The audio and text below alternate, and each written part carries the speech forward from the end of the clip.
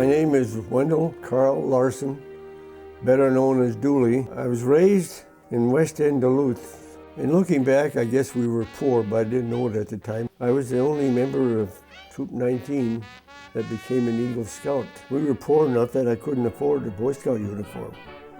So I had to borrow a shirt from another fellow. He was voted class clown one year, and I was voted class clown the next year. I think we've been clowns ever since, probably. I and a friend of mine went down to the cities to take tests to get in the Air Force. Well, my first 2 or 3 missions were the longest missions. So many times I thought that we should have been shot down, that we weren't. The group behind us had been jumped by fighter planes, and we had a couple fighters attacking us. I could count the rivets out of them, they were that close. Usually you get this flak, and like you saw in the picture, little black puffs all over. I got hit in the arm one day with a piece of flak. It knocked my arm way back like somebody had hit it with a baseball bat. In the month of December, I flew 10 missions. I was discharged from World War II on October 16, 1945. When she wouldn't break the date that evening, I went back to the hotel, and I said to myself, that's the girl I'm going to marry.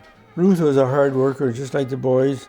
She was always willing to give of her time. And one of the girls came up to me after her funeral and said, my goal in life is to be like Ruth. I have to tell you a little story about Carla. One time up at Hibbing, the coach came over and said, I would appreciate if you'd let me do the coaching of this team.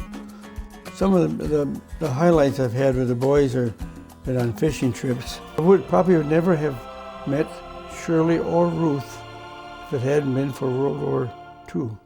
I've had an excellent and happy life. Naturally, there were ups and downs, but there were more ups than there were downs.